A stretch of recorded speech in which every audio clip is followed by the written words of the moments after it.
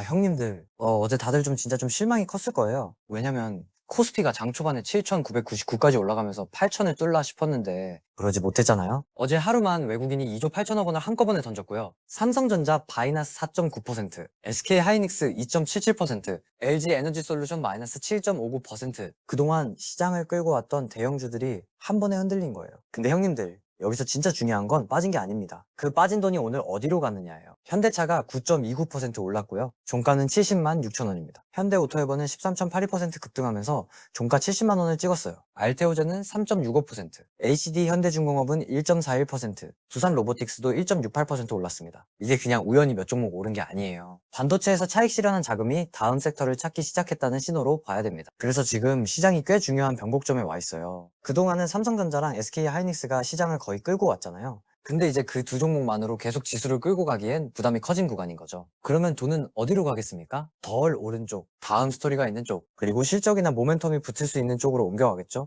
오늘은 반도체 다음 주 도주가 될 가능성이 있는 5개 섹터를 오늘 실제 주가 흐름이랑 같이 하나씩 풀어볼게요. 듣기만 해도 돈이 되는 이야기 지금 바로 시작하겠습니다. 본격적으로 들어가기 전에 구독과 좋아요 한 번씩만 부탁드리겠습니다. 영상이 도움되신다면 하이프도 꼭 눌러주세요. 자, 먼저 왜 지금이 순환매 변곡점인지 부터 봐야 됩니다. 지금 코스피 시가총액 구조를 보면요. 상위 4개 종목이 전체 코스피에서 차지하는 비중이 49.49%까지 올라왔습니다. 삼성전자, SK하이닉스, 삼성전자후, SK스퀘어 이 4개가 코스피 전체의 거의 절반을 차지하고 있는 거예요. 올해 1월만 해도 이 비중이 38.83%였습니다. 근데 4개월 만에 10%포인트 이상 올라왔어요. 이게 무슨 뜻이냐? 그동안 시장이 넓게 오른 게 아니라 반도체 쪽으로 돈이 엄청나게 몰렸다는 뜻입니다. 실제로 5월 6일 코스피가 폭등했던 날을 봐도요. 상승 종목은 200개였고 하락 종목은 679개였습니다. 지수는 폭등했는데 오른 종목보다 안 오른 종목이 훨씬 많았던 거예요. 이게 전형적인 양극화 장세입니다. 겉으로 보면 코스피가 미친 듯이 올라가는 것 같은데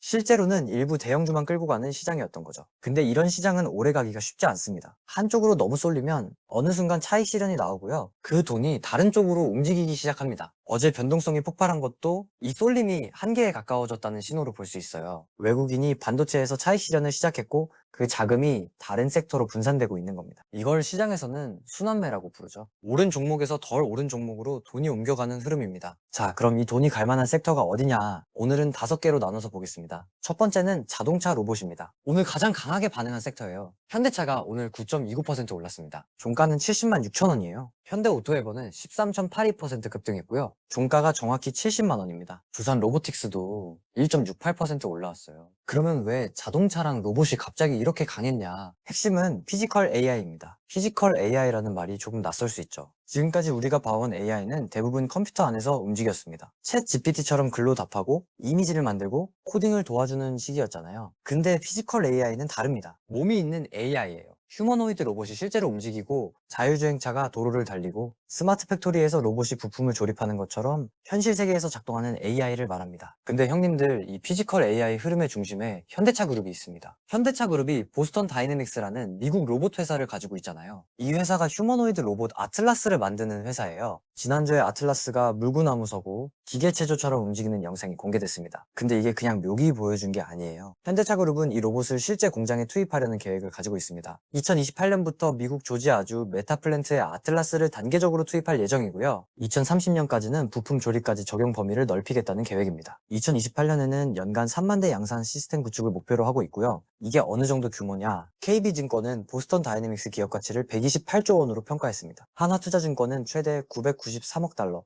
우리 돈으로 약 146조 원까지 평가하기도 했고요. 이게 자회사 하나의 가치 평가예요. 현대차 시가총액이 어제 처음으로 80조 원을 넘었는데 자회사인 보스턴 다이내믹스 가치만 128조에서 146조 원으로 평가받는다는 겁니다. 그러니까 시장이 현대차를 예전처럼 단순한 자동차 회사로만 안 보는 거예요. 전기차, 자율주행, 로봇, 피지컬 AI까지 연결해서 다시 보고 있는 겁니다. 현대 오토에버도 마찬가지입니다. 현대차 그룹의 소프트웨어와 차량 플랫폼, 스마트 팩토리, 자율주행 인프라 쪽으로 연결되는 회사잖아요. KB증권이 1월에 목표 주가 70만 원을 제시했는데 오늘 종가가 정확히 70만 원입니다. 목표 주가에 딱 도달한 거예요. 그만큼 강했지만 반대로 단기적으로는 부담도 같이 생긴 자리입니다. 두 번째 섹터는 조선입니다. 오늘 흐름만 보면 조선은 엄청 강하진 않았어요. HD 현대중공업이 1.41% 올랐고요. 종가는 71만 7천 원입니다. 하나오션은 0.49% 하락했고 종가는 12만 1,400원이에요. 삼성중공업은 2.75% 빠지면서 3만 850원으로 마감했습니다. 전체적으로 보면 보합권 흐름이었죠. 근데 형님들,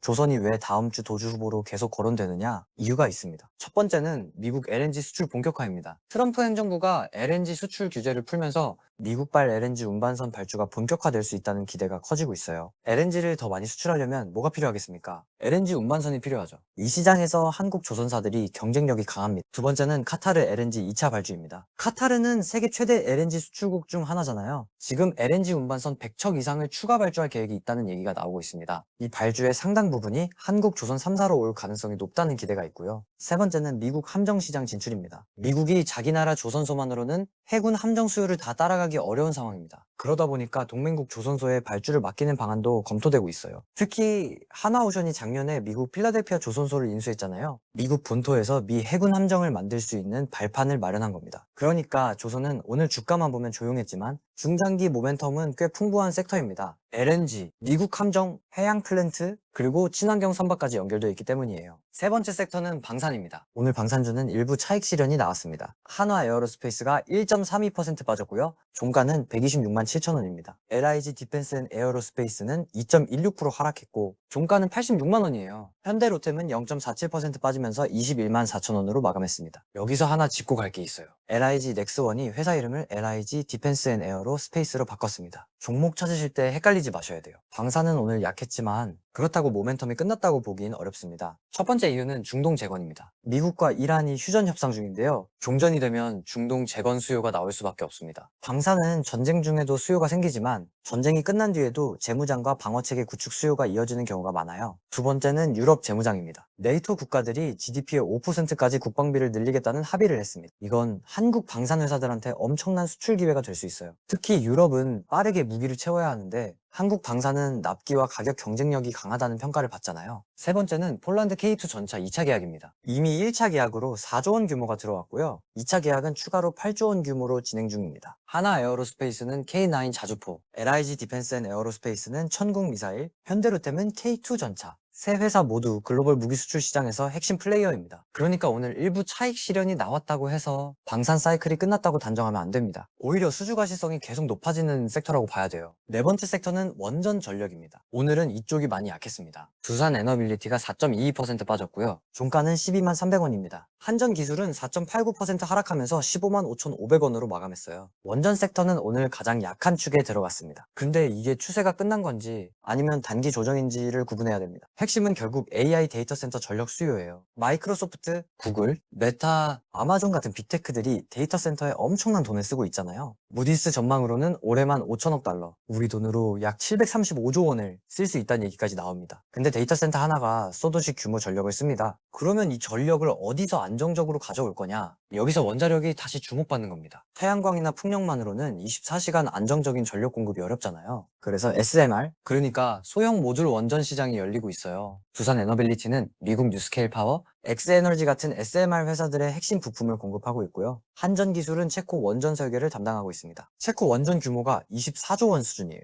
오늘 원전주 약세는 차익 실현 성격이 강해 보입니다. 다만 원전은 정책 변수와 국제 수주 일정에 민감하기 때문에 단기 변동성은 크게 봐야 돼요. 다섯 번째 섹터는 바이오입니다. 바이오는 오늘 흐름이 종목별로 갈렸습니다. 알테오제는 3.65% 올랐고요. 종가는 35만 4,500원입니다. 반면 ABL 바이오는 5.69% 빠졌고 종가는 12만 2,600원이에요. 리가 캔바이오도 5.41% 하락하면서 19만 2,500원으로 마감했습니다. 바이오는 섹터 전체가 한 방향으로 움직인다기보다 종목별 모멘텀 차이가 큰 시장입니다. 그럼에도 바이오가 다음 주 도주 후보로 계속 나오는 이유가 있어요. 첫 번째는 글로벌 빅파마 기술 이전입니다. 알테오제는 머크의 1조 원 규모 기술 이전 계약을 따냈고요. 리가켄바이오는 존슨앤존슨과 기술 이전 계약을 체결했습니다. 특히 ADC, 그러니까 차세대 항암제 기술 쪽에서 글로벌 빅파마들이 한국 바이오 기술을 계속 보고 있습니다. 두 번째는 정부 K바이오 지원 확대입니다. 국가 R&D 예산이 35조 3천억 원으로 사상 최대 규모로 책정됐고요. 그중 AI와 바이오 분야에 집중 투입될 예정입니다. 세 번째는 비만 치료제 시장입니다. 위고비, 젯바운드 같은 GLP-1 비만 치료제 시장이 폭발하면서 한국 바이오 기업들의 후속 약물 개발에도 관심이 붙고 있어요. 오늘 일부 바이오 종목이 약했던 건 단기 차익 실현 성격이 강해 보입니다. 다만 바이오는 임상 결과, 기술 이전 여부, 규제 이슈에 따라 변동성이 워낙 크기 때문에 섹터만 보고 무작정 들어가면 안 됩니다. 자, 여기까지 한번 정리하고 갈게요. 오늘 시장에서 제일 중요한 흐름은 이겁니다. 반도체에서 나온 차익 실현 자금이 다른 섹터로 분산되기 시작했다는 것. 자동차 로봇이 가장 먼저 강하게 반응했고요. 현대차 9.29%, 현대오토에버 13.82% 상승으로 확실한 신호를 줬습니다. 조선과 방사는 오늘 강하진 않았지만 중장기 수주 모멘텀이 살아있고요. 원전과 바이오는 일부 종목이 약했지만 AI 전력 수요와 기술 이전이라는 큰 흐름은 아직 남아있습니다. 자, 그럼 형님들이 제일 궁금한 질문으로 가야겠죠. 지금 어디에 들어가야 하냐? 사실 이 질문이 제일 어렵습니다. 왜냐하면 순환매장에서는 어제 강했던 섹터가 오늘 약하고 오늘 약했던 섹터가 내일 다시 강해질 수 있거든요. 그래서 무작정 오늘 오른쪽으로 따라가는 건 위험합니다. 리스크를 같이 봐야 돼요. 첫 번째 리스크는 단기 추격 매수 위험입니다. 오늘 현대차가 9.29% 올랐고요. 현대오토에버는 13.82% 급등했습니다. 이런 날 바로 따라 들어가면 단기 고점에 물릴 가능성이 커요. 특히 현대오토에버는 KB증권 목표주가 70만 원에 정확히 도달한 상태입니다. 추가 상향이 나오지 않으면 차익 실현 매물이 나올 수 있습니다. 두 번째 리스크는 섹터 회전 속도입니다. 순환매가 시작되면 섹터가 정말 빠르게 돕니다. 오늘은 자동차 로봇이 강했고 내일은 조선이 강할 수도 있고요. 모레는 바이오가 다시 튈 수도 있습니다. 이걸 하루하루 따라가려고 하면 굉장히 어렵습니다. 오히려 어떤 섹터가 중장기 스토리와 실적을 같이 가지고 있는지 봐야 돼요. 세 번째 리스크는 미국 CPI 발표입니다. 이번 주에 미국 4월 소비자 물가지수, 그러니까 CPI 발표가 예정돼 있습니다. CPI가 시장 예상보다 높게 나오면 금리 인하 기대감이 약해질 수 있어요. 그러면 위험 자산 전반이 흔들릴 수 있습니다. 자동차, 바이오, 로봇 같은 성장 섹터는 금리 변화에 더 민감하게 반응할 수 있고요. 네 번째 리스크는 환율입니다. 지금 환율이 1,489원입니다. 이미 굉장히 높은 수준이에요. 여기서 1,500원을 다시 넘어가면 외국인 자금 이탈이 더 빨라질 수 있습니다. 어제 외국인이 2조 8천억 원을 던진 것도 시장이 예민하다는 신호예요. 다섯 번째 리스크는 후속 섹터 자체의 변동성입니다. 조선이나 방사는 수주에 민감합니다. 수주 한 건이 미뤄지거나 결렬되면 주가가 크게 흔들릴 수 있어요. 원전은 정책 변수에 민감하고요. 바이오는 임상 결과와 기술 이전 여부에 따라 하루에도 크게 움직입니다. 반도체 대형주처럼 비교적 안정적인 흐름을 기대하면 안 됩니다. 자, 오늘 이야기 마지막으로 정리해볼게요. 지금 시장은 반도체 쏠림이 한계에 가까워진 구간입니다. 코스피 시가총액 상위 4종목이 전체의 49.49%를 차지하고 있고요. 5월 6일 지수 폭등 당시에도 상승 종목은 200개, 하락 종목은 679개였습니다. 그러니까 지수는 올라갔지만 시장 전체가 고르게 오른 건 아니었던 거예요. 어제 외국인 2조 8천억 매도와 코스피 급락은 반도체 차익 실현이 시작됐다는 신호로 볼 수 있습니다. 그리고 오늘 그 자금이 어디로 움직였는지가 중요합니다. 자동차 로봇에서는 현대차 9.29%, 현대오토에버 13.82% 급등이 나왔고요. 조선은 HD현대중공업이 1.41% 올랐지만 하나오션과 삼성중공업은 약했습니다. 방사는 한화에어로스페이스, LIG 디펜스앤에어로스페이스, 현대로템이 차익 실현을 받았고요. 원전 전력은 두산에너빌리티와 한전기술이 약했습니다. 바이오는 알테오젠은 강했고 ABL바이오와 리가켄바이오는 약했습니다. 핵심은 이거예요. 오늘 시장이 가장 먼저 골라준 후보는 자동차 로봇입니다. 근데 이게 진짜 새로운 주도주 사이클의 시작인지 아니면 하루짜리 순환매인지 그건 이번 주 미국 CPI 발표와 다음 주 코스피 흐름을 같이 봐야 됩니다. 내 돈을 어디에 넣을지는 결국 형님들이 직접 판단하셔야 해요. 근데 적어도 지금 시장이 어떤 변곡점에 와 있는지, 반도체 다음으로 돈이 어디를 보고 있는지, 그리고 각 섹터에 어떤 리스크가 남아있는지 이건 알고 판단하셔야 됩니다. 알고 보는 것과 그냥 오늘 올랐다고 따라가는 건 완전히 다르니까요. 오늘 이야기가 투자 판단에 조금이라도 도움이 되셨으면 좋겠습니다. 다음에도 형님들께 도움되는 이야기로 찾아오겠습니다. 안녕히 계세요.